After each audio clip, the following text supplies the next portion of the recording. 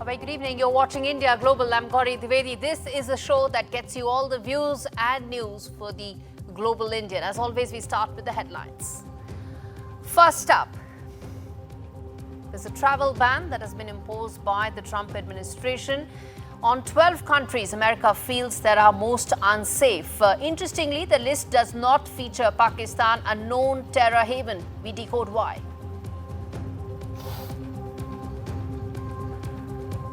The Trump administration versus Harvard face-off intensifies, with the government imposing a 6-month ban on students to study at America's oldest university. In signs of deepening nexus between Moscow and Pyongyang, North Korean dictator Kim Jong-un backs Russia unconditionally and promises to expand ties further. Climate catastrophes like the deadly landslides in Philippines and flooding in Australia have caused massive marine heat waves that are 5 times the size of Australia. How concerned should we be? And in a huge boost to defense and aerospace manufacturing in India, the country will become the first, other than France, to manufacture Rafale's fuselage.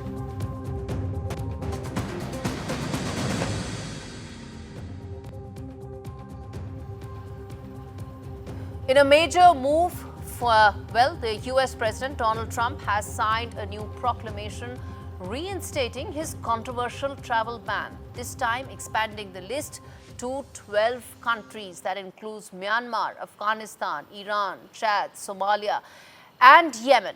The White House has said that this is being aimed at protecting national security, citing difficulties in properly vetting migrants that are coming from these countries.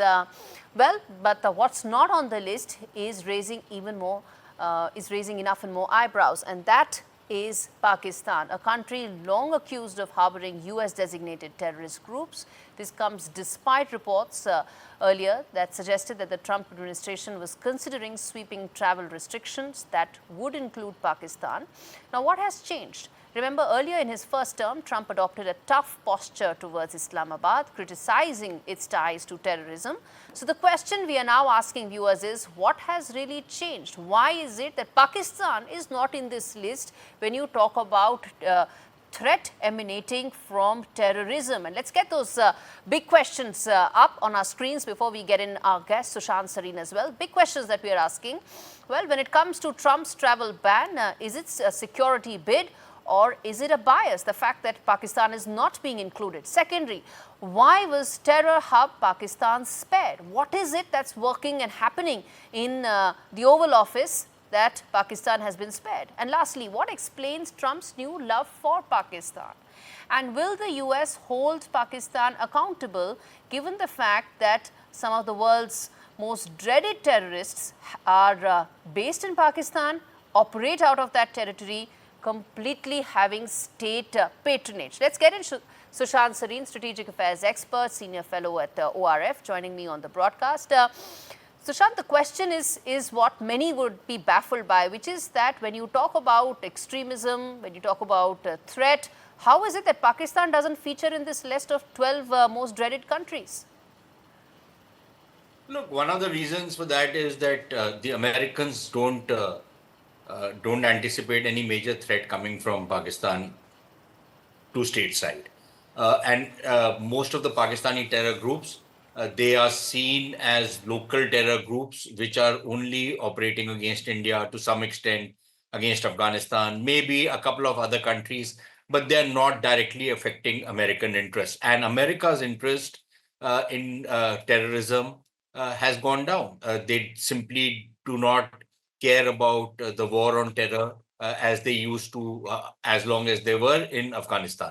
And even while they were in Afghanistan, they really did not turn the screws on Pakistan the way they should have. There were constant entreaties to Pakistan to do more, but never any real pressure applied. And in fact, Trump has this new acronym attached to him, TACO, Trump again chickens out, or Trump always chickens out. And when earlier in your report, when you were mentioning that in 2018, Trump had that famous tweet of Trump But what action did he take against Pakistan? He ended maybe some military training programs and stuff.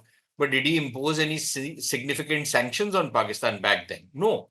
And in fact, later on, he tried to use the Pakistanis to get to talk to the Taliban. So Trump always chickens out. And I think the Pakistanis gamed him well. The other thing which the Pakistanis have managed to do is they've managed to probably appeal to his baser interests or his own greed. Because if you look at some of the deals they have been making with Trumpians, Just if I that, can. I was coming to just that it's not about national security, it's not about concerns related to extremism or terrorism. At the end of the day, the Trump administration only cares about one-on-one economic or beneficial deals, even if it means striking it with Pakistan, a known terror haven. No, but I think there's even a difference in that. America does not gain anything from trading with Pakistan. What is America's trade with Pakistan? The US trade with Pakistan is what? No, Maybe $7 or $8 billion, right? no, I'm It's referring to the trade with, crypto deals that are coming to light, where the Trump yeah, family is but, involved. yeah, but those are purely personal business deals. So one is the crypto deals, and again, that is like a casino economy. Trump also runs some casinos, or at least he used to at one point of time. So that's a casino part of it. The other part of it is that the Pakistanis have held this carrot in front of these guys that there are these huge rare earth mineral deposits in Pakistan, and we will give these sweetheart deals to the Americans. Now, the sweetheart deals are probably going to be Trump and his cronies. That's the second. The third is there is this very valuable property that the Pakistanis own in the heart of New York, which is this hotel called the Roosevelt Hotel, which is a dump right now. But there are plans inside Pakistan to either sublet it or get into some kind of a partnership agreement. And in his previous term, there were some reports that Trump's son-in-law, Kushner, was interested in that particular property. Now, all of this is mostly speculation. I think we should say, at least insofar as the Roosevelt Hotel is concerned, some of the other deals are concerned, except for the crypto deal, which is a done deal with Trump cronies and Trump's own Trump again himself. His family has interests in that particular deal. But all of this put together, does this really, upend the relationship with the United States has with India? Unless, of course, Trump is putting his personal and his business interests over American national interests, then it's a completely different matter. But other than that, when you stack up India and Pakistan, uh, I don't see where there is any kind of a comparison between 130, $150 billion of trade that we are doing Sushant, then with the. let me ask you this, that at a time when India has been making a very concerted pitch, whether it is about ensuring that funds don't go to Pakistan, whether it's about ensuring that there is global isolation of Pakistan at UN or at various other platforms, how do you think we should now be recalibrating our approach to be able to further isolate Pakistan, ensure that the next time there's a travel ban that the Trump administration considers, it does include Pakistan as well? Indian narrative needs to be able to successfully do that. Yeah, but I don't think we are as indispensable for the Americans to think that we can force the American hand to include Pakistan. If they do it, they will do it for their own interest, or because somebody high up in the United States has a pet peeve against Pakistan. They're not going to do it because we are asking them to do it. And given the proclivity of the Trump administration for alienating many of its very close allies, we've seen what's been happening with Europe. We've been seeing many European countries, or even for that matter, Canada. And frankly, no love lost for Canada, considering the kind of stuff which has been happening from there to India. Indeed. But is that the US or this particular administration has been rather obnoxious, if I was to use the word, when it comes to Canada, which is one of its closest partners. So there is this proclivity in the Trump administration, and for us to imagine Okay. that we will deliver on our wish list, that's not going to happen. But from what we really also need to rethink is Yes. that if we constantly keep giving in to Trump, Yes. then are we, giving into his baser instincts that he can keep bullying us and we keep taking it? That's an Should there important point. be some kind of pushback? And should we not also make use of this acronym TACO, Trump again chickens out, and make him chicken out on some of the things which are of interest to us? Indeed. I'm going to leave it there. Sushant Sareen, thank you so much for joining me at the end of the day with some of the points that Sushant made about how is it that we can ensure that action, more concerted action is taken against Pakistan is the need of the hour. And in fact, to further that, Congress MP Shashi Tharoor, once again in Washington, he in fact made those scathing remarks against Pakistan, saying that India's response is simply retribution against terrorism, and if Pakistan hadn't reacted, neither would India. Shashi Tharoor, in fact, is leading the delegation in the US, making India's case very clear. I want you to listen in to what exactly he said about Pakistan. Understood for some time now that India has a very clear position that there will be no talks with a gun pointed at our head. It's not that we can't talk to Pakistan. I was joking the other day, we can speak all the languages they can speak. And we're very happy to dialogue with them in any of those languages. The problem is we will not dialogue with people who are pointing a gun at our heads. I mean, frankly, if your neighbor unleashes his Rottweilers to bite your children, and in fact to do worse to your children, and then says, let's talk, you think he's going to talk to him until he either unleashes those Rottweilers or locks them up in a kennel or puts them to sleep? It's as simple as that. You're not going to talk to people who are pointing guns at your temples. It's not going to happen. All right, staying with Donald Trump, the clash between Trump and elite US universities is heating up. In a major move, Trump has suspended international student visas for new enrollees at Harvard, effective for an initial 6 months under a new proclamation. The Secretary of State has also been directed to reconsider and consider revoking visas for current Harvard students who fall under national security criteria that's been laid out by the administration. The White House says the step is necessary to protect U.S. interests, citing national security concerns as a justification for barring international students from Harvard.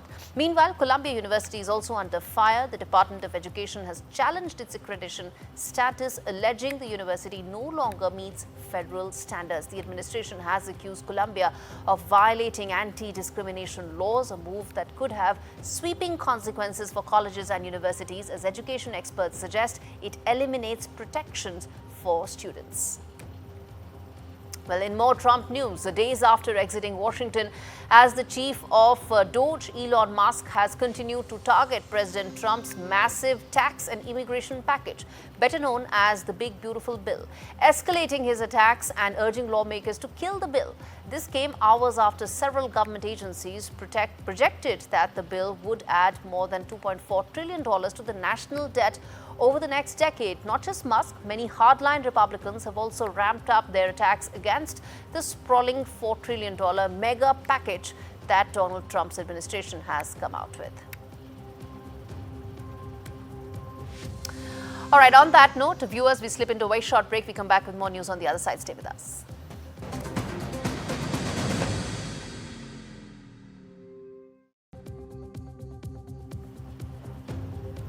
Well, moving on to the other big story that we are tracking, North Korean leader Kim Jong-un told a visiting top Russian official that his country will unconditionally support Russia's war against Ukraine.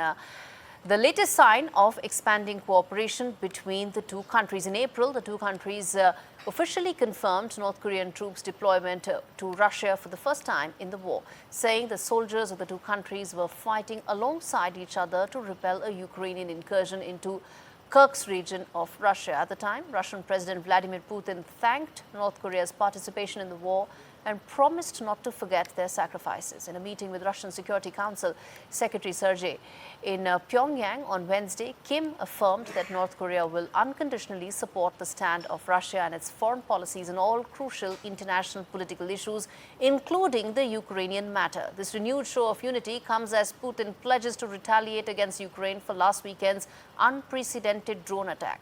Kremlin advisors and figures around Donald Trump have told the US president that the risk of a nuclear confrontation cannot be ruled out right now.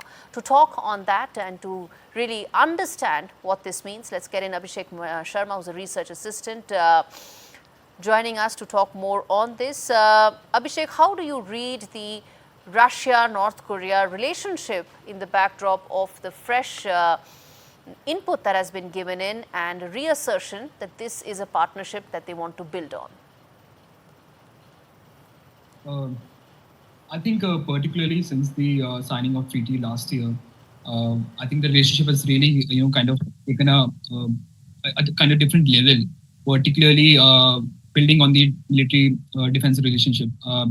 And I think in that context, this meeting becomes more important because it comes, I think, just within 3 months. The last meeting happened in March between Sergei Shoigu and the leader of the North Korea, Kim. And this shows that, Russia is really very grateful to North Korea for, kind of sending its soldiers, but not only soldiers, but the kind of military support that North Korea has sent or kind of given to Russia, particularly, for example, the ballistic missiles came in 23-24. And also, as per some reports, it says that North Korea has sent almost 6 million ammunitions to Russia, which have really played a great role. And also, this comes in the backdrop of the kind of success which Russia has seen in the South region. So this shows that the both countries are really, kind of taking the relationship beyond the military into new realms. Leave it there, Abhishek. Thanks much for joining us with that quick perspective.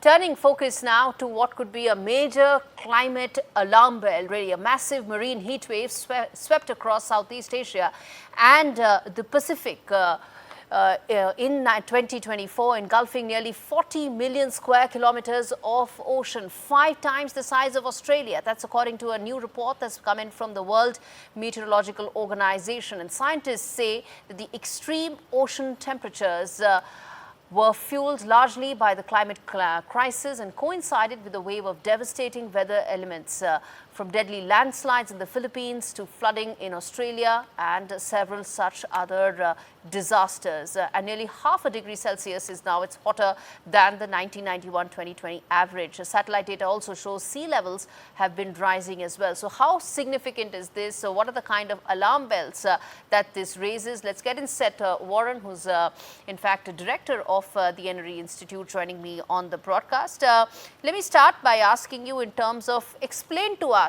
and put these numbers into context for us to understand the significance or rather the gravity of what we are talking here. Yeah, thanks for bringing this issue to bear. It's certainly crucial. It's hard to get your head around 40 million kilometers or 5 times the size of Australia. But another way you could look at it, it is 10% of the ocean, which I'm sure all your viewers know that the Earth is primarily ocean. And you did mention a number that was 5 degrees. That you're talking about you're talking about the atmosphere, but the temperature just above a few meters above the ocean, or as much as 4 or 5 Celsius degrees above what is normal.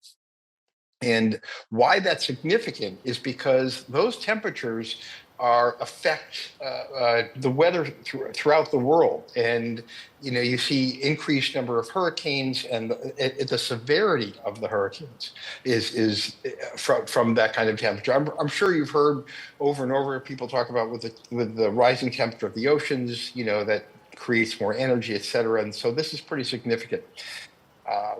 And it's not just one event at that size. It's multiple events that are happening in the same area, and we rate them from moderate to strong to severe. And there have been some severe areas like in Papua New Guinea late last year, and this has been going on now for a year and a half. We started recording it as an event in early April 2024, and it's continuing, and we see no sign of it abating at this point. Mm-hmm. Indeed. Now, what is it that we can actually do to ensure that we do not exacerbate this trend further? Because at the end of the day, this is a climate crisis. So, speaking to that specifically, and you're right, what can we do? We have to do everything that we're being told to avoid using fossil fuels. So if there's something called the Climate Shift Index, which looks at what's the likelihood of this event happening were there no climate change, no global warming, versus where it is today, where there is, and the ratio is 20 to 1. What that means is that the Climate Shift Index means it's 20 times more likely that this weather event, this marine heat wave, would have happened than had we not been burning fossil fuels for the last 100+ years.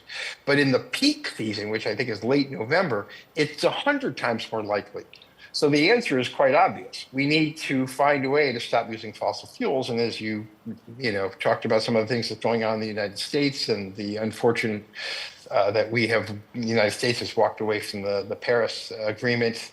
Hopefully that will not encourage other countries to do the same. US has also identified millions of square kilometers of land that it will now be drilling more in Alaska.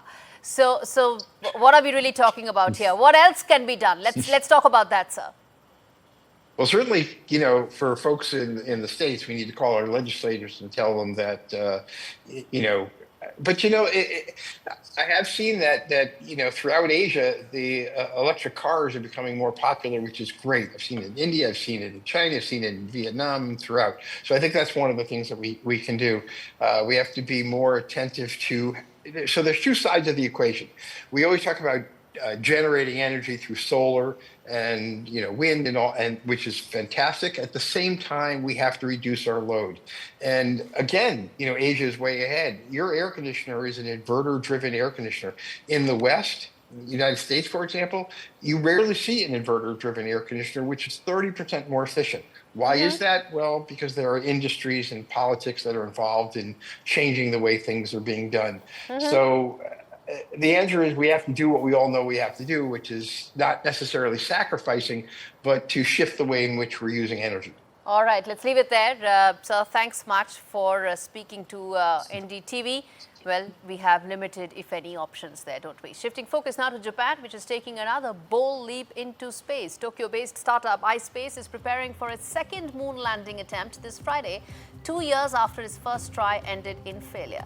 If successful, it would mark the first controlled lunar touchdown by a non-American private company. The mission is part of the growing commercial interest in the moon, and iSpace has big plans envisioning a lunar colony of 1,000 people by the 2040s and at least 7 more missions through 2029. Their lander, called Resilience, is currently orbiting 100 kilometers above the moon and carries a microwave-sized rover built by iSpace's Luxembourg unit. If it lands safely, it will explore the Mars Frigoris, a lunar plain near the North Pole.